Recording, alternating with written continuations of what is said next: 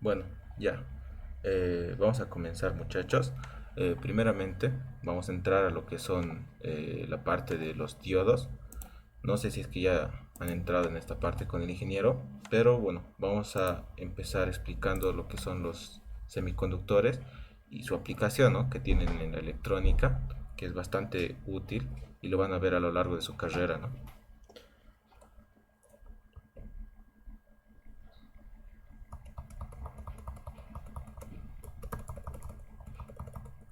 Ok, bueno, vamos a hacer una breve introducción a lo que son los semiconductores. Primeramente, vamos a entender qué son los semiconductores, ¿ya? Si ustedes recuerdan, veíamos en física, en química, ¿no?, que la estructura atómica de algún componente viene dada de cierta forma, ¿no?, por niveles, con electrones en ciertas capas, dependiendo de qué elemento estemos tratando, ¿no? En este caso podemos ver la particularidad de ciertos elementos que tienen respecto a la conductividad eléctrica. Esto se debe a la cantidad de electrones que tienen en la última capa, o como algunos le dicen, como la banda de conducción o capa de valencias, ¿no? Que esto son dos partes distintas, pero vamos a ver en cómo se relacionan. Primeramente, tenemos una estructura atómica de un material aislante. En este caso, podemos ver cómo tiene todos los componentes no necesarios para un elemento clásico, y tenemos un material conductor. Vamos a entender primeramente las partes que tiene nuestro elemento.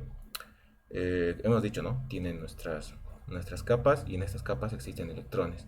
La particularidad que tiene un material conductor es que en la última capa, o en la capa superior, mejor dicho, tiene electrones, ¿no? Y estos electrones se encuentran cerca de lo que es una banda de conducción. Es como una pequeña barrera donde pueden intercambiar electrones con otros elementos, ¿no? En este caso, eh, con el elemento de su costado, ¿no?, por decirlo así. Entonces, al tener esta banda de conducción bastante cerca a la capa final, entonces es bastante fácil que pueda intercambiar electrones, ¿no?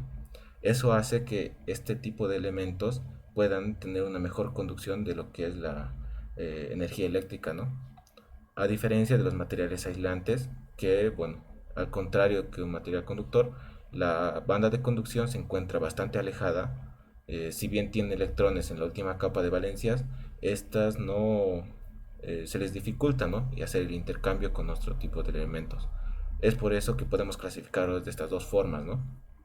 Pero veíamos que eh, para un análisis más profundo existe un tercer material que, bueno, prácticamente es bastante utilizado en lo que es electrónica y en lo que se basa toda nuestra materia, ¿no?, que son los semiconductores. ¿Qué es un semiconductor? Es una variación de ambos materiales, ¿no? Primeramente como conductor y aislante, ¿no?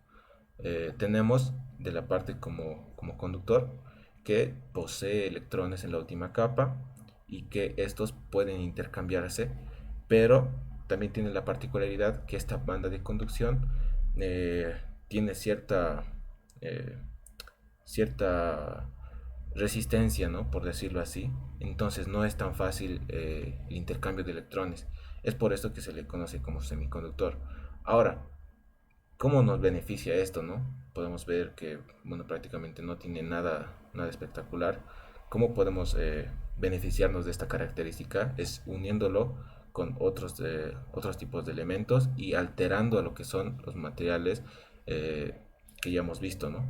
En este caso, bueno, vamos a ver, tenemos, por ejemplo, al material de silicio, ¿no?, que es bastante utilizado por sus características, ¿no?, por los electrones que tiene. Y bueno, básicamente acá vemos una cadena de elementos de silicio, y a estos los vamos a modificar para formar nuestros semiconductores, ¿no? Bien, podemos alterarlo de dos formas. Eh, a una la vamos a llamar material tipo P, y a otro material tipo N. ¿En qué consiste cada una de estas? El material tipo P lo vamos a alterar dopándolo con aluminio o galio, En este caso, bueno, es más común utilizar silicio, pero podemos utilizar otro material como puede ser el germanio, pero vamos a doparlo con aluminio o silicio.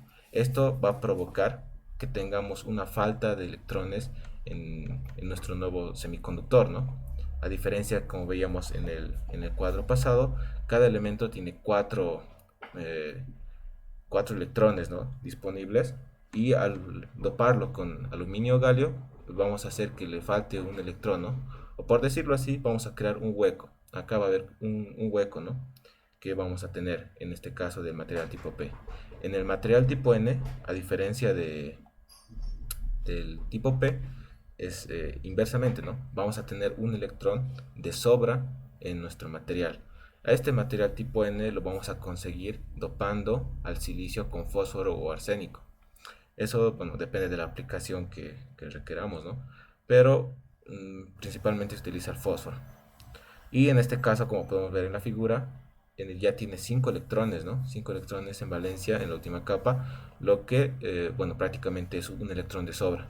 Y teniendo estos dos tipos de materiales, combinándolos y, bueno, prácticamente jugando con la distribución de estos, podemos crear bastantes elementos con características bastante peculiares, ¿no?, que vamos a estar analizando durante la materia. Ahora, ¿qué pasa si lo ponemos de forma sencilla, no? Vamos a agarrar un material tipo P y un material tipo N y prácticamente los vamos a unir. En este caso vemos que el material tipo P prácticamente viene dado por varias partículas de silicio, ¿no? Están los silicios, y como hemos dicho, para el tipo P va a tener aluminio, ¿no? Y acá están los elementos de aluminio. Para el tipo N, igual tenemos el silicio y tenemos el fósforo, ¿no? Y en este caso podemos ver, por ejemplo, en el material tipo P, cómo se pueden ver los huecos, ¿no? En este caso, que son puntitos negros que están señalados con las flechitas, que prácticamente vemos la falta de electrones que existe en este material, ¿no? Y en el material tipo N vemos que existe una sobra de electrones, ¿no? Ya que al juntarlos va a quedar un electrón libre, y en esta parte de nuestra unión va a quedar un electrón suelto, ¿no? Y podemos ver que en varios puntos existen electrones sueltos. Por lo que ya podemos ver un pequeño vistazo de cómo se vería, ¿no?, un material tipo P y tipo N realmente, si lo viéramos, ¿no?, desde la parte eh, atómica, ¿no?, viendo los electrones. Ahora, vamos a concentrarnos en lo que eh, bueno, disculpen. Vamos a concentrarnos en lo que es unir dos materiales, uno tipo P y uno tipo N. ¿Qué va a pasar cuando unimos dos tipos de materiales? Si los unimos, imagínense que tenemos nuestro material tipo P y nuestro material tipo N, y los unimos directamente, es como que los juntemos, vamos a crear una característica bastante interesante. Pasa que cuando lo unimos, en esta juntura, digamos, en esta unión que tengamos de los dos materiales, mm, vamos a tener una característica bastante única. Como vemos que el material tipo P tiene una falta de electrones y el material tipo N tiene una sobra de electrones, en esta pequeña juntura, por decirlo así, se va a equilibrar, ¿no? Va a haber unas pequeñas zonas donde se van a equilibrar los materiales, y bueno, va a haber como que una zona donde no va a ser material tipo P ni tipo N, ¿no? Es como que va a ser como una zona neutra, por decirlo así. Entonces, podemos verlo acá justamente en la imagen, ¿no?, que va a crear como que una pequeña barrera. Esta pequeña barrera va a estar separada. Es como que si intentamos poner en los terminales uno del tipo P y en el tipo N una fuente de voltaje, intentamos hacer circular electrones por este material, no va a ser posible, ya que esta pequeña barrera es como que lo hubiéramos separado los materiales, ¿no? No hay contacto, por decirlo así. Entonces, prácticamente es como que sea un circuito abierto, ¿no? Pero acá viene la característica bastante interesante, ¿no? ¿Qué pasa si nuestra fuente de voltaje que pusiéramos en los costados superaran un cierto valor de voltaje? Este valor de voltaje va a hacer que, bueno, va a obligar a que los electrones puedan circular, ¿no?, es como que los vamos a forzar, por decirlo así. Entonces, a este voltaje lo vamos a conocer como diferencial de potencial, para que puedan circular electrones mediante la juntura, que se va a ver más o menos de esta forma, ¿no? Como les decía, ponemos una fuente de voltaje y conectamos los materiales, ¿no? Uno al ánodo y otro al cátodo, teniendo en cuenta nuestros materiales tipo P y tipo N, y vamos a ver qué va a suceder en este caso. Cuando el voltaje sea mayor al requerido para pasar esta barrera, va a pasar que los electrones van a poder circular de forma normal, ¿no? Por este material. Entonces vamos a tener como si fuera un material conductor, ¿no? Bueno, haciéndolo corto, ¿no? Prácticamente lo que hacemos es modificar este material para que en un caso podamos utilizarlo como conductor y para otro que prácticamente no lo conduzca, ¿no? Y no es por características del material, sino es eh, por la característica de los semiconductores que estamos haciendo, ¿no? Entonces, acá algo muy importante que podemos ver es esta partecita que podemos llamarlo a esto. Cuando superamos la barrera de potencial, podemos decir que nuestro, nuestro nuevo elemento, ¿no? Que viene dado de la unión de un material tipo P y tipo N, lo estamos poniendo en polarización directa, ¿no? Prácticamente es cuando conectamos el ánodo a nuestro positivo, a nuestra batería, ¿no? Por decirlo así, y el cátodo al negativo.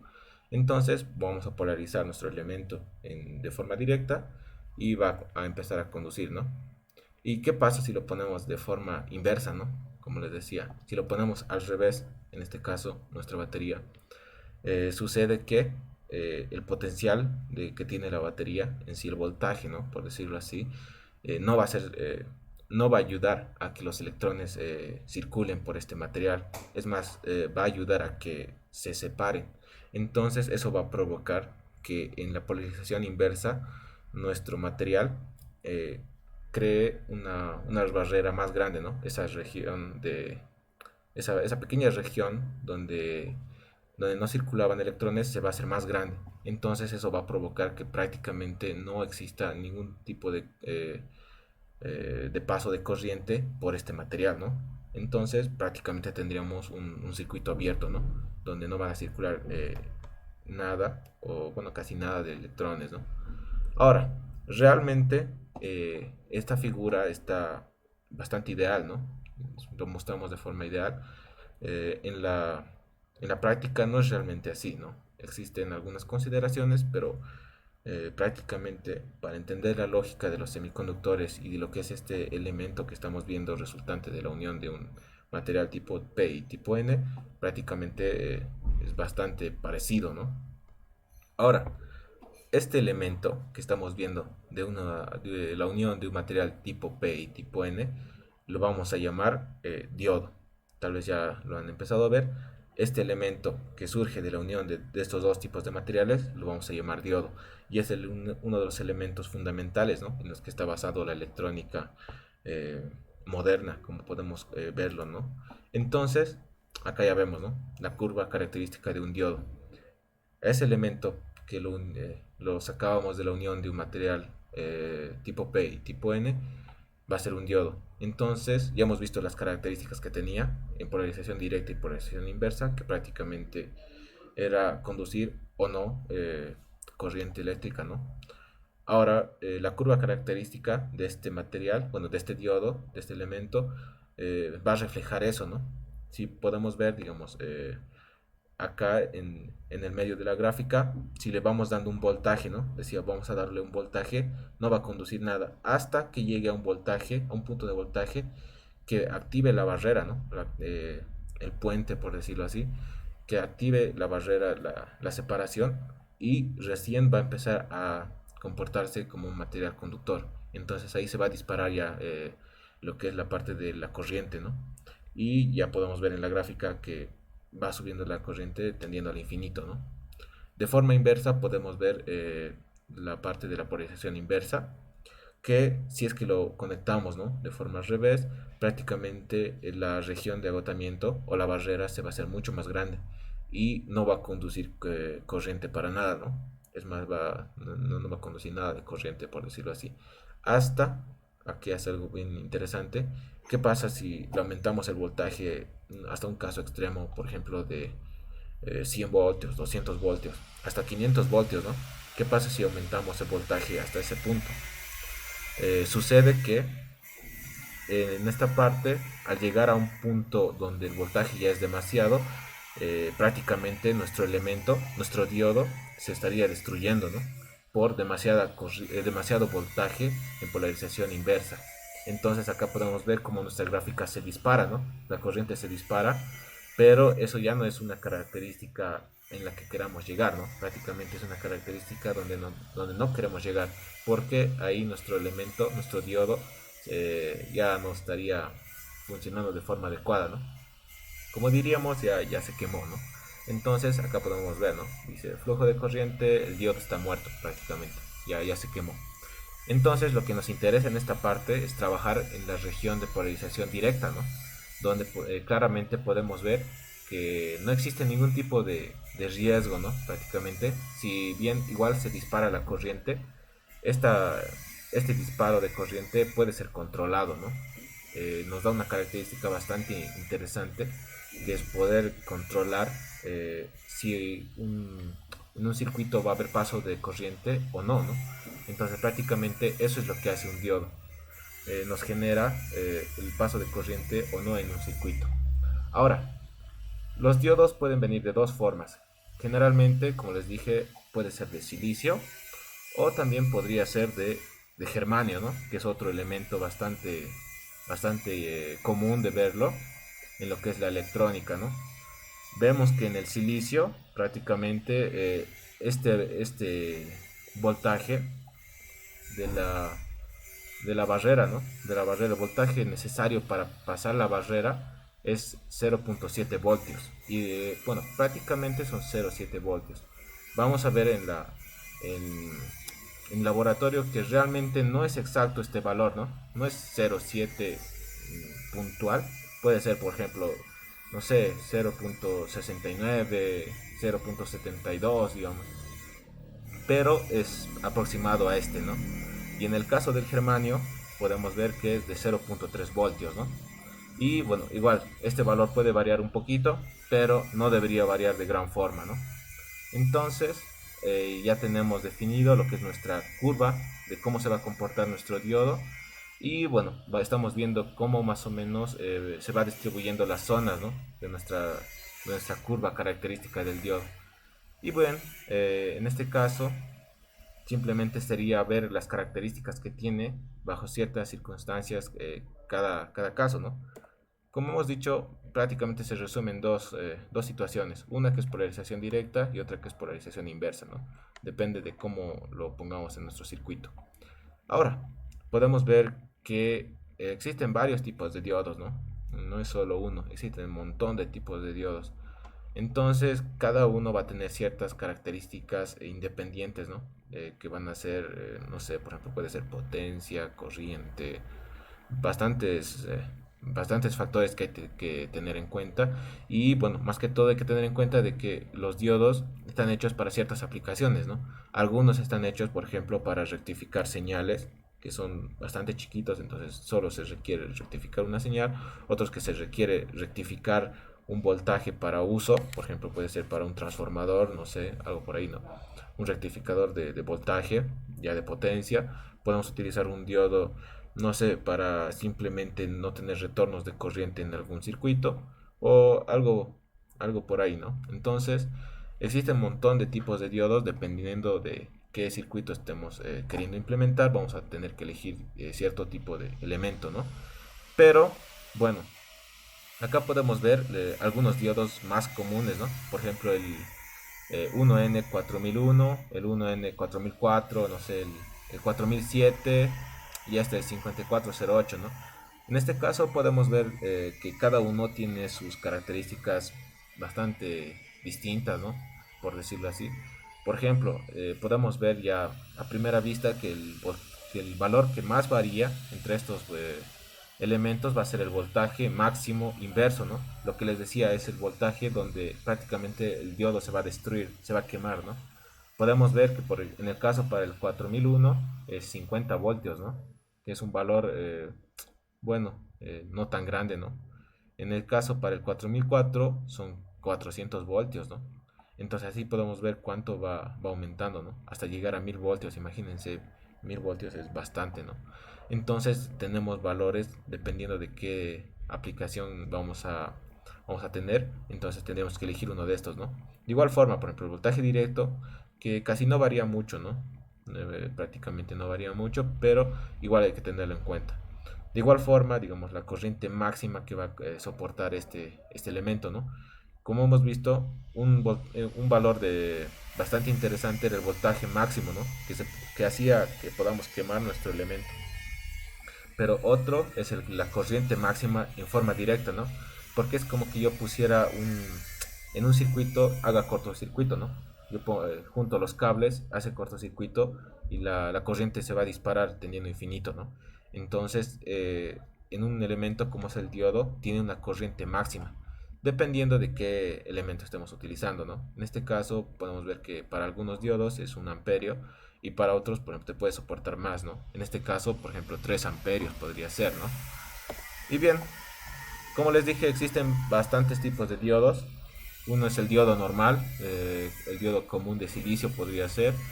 Diodo Zener, vamos a estar viendo las características de este diodo más adelante, pero existe este tipo de diodo. El diodo Schottky, que es otro tipo de diodo, que igual es bastante parecido al Zener, pero tiene algunas características que lo diferencian, ¿no? Y otro bastante común, digamos, podría ser el elemento como es el diodo LED, ¿no? Que ya todos tal vez lo hayan visto. Entonces, existe un montón de diodos, cada uno con su simbología particular para cada uno de ellos, ¿no? Y bien, bueno, acá como resumen, ya para los que tal vez se hayan perdido un poquito, ¿qué hacen los diodos, no? ¿Qué hacen los diodos? Puntualmente te permite pasar corriente o no, dependiendo de cómo tú lo polarices o cómo conectes tu diodo. Lo ponemos así de sencillo. Si tú lo conectas de forma que se polarice de forma directa, tu diodo va a permitir el paso de corriente y prácticamente va a ser como que un circuito cerrado, ¿no? Por decirlo así. Pero si lo pones de forma inversa, en forma de polarización inversa, tu diodo no va a conducir corriente y lo que sería un switch en forma abierta, ¿no? Digamos, un circuito abierto. Entonces es eso, ¿no? Para no complicarse más, es eso. Bueno, vamos a ver que existen algunos detalles más, ¿no? No es tan simple como esto, pero bueno, que tengan esta idea es bastante importante para el análisis, digamos, a primera vista de los circuitos. Y bueno, dependiendo de para qué utilicen el diodo, también hay que ver, ¿no? El análisis que hay que hacer dependiendo de en qué caso, ¿no? Bueno, prácticamente esa es una pequeña introducción a lo que son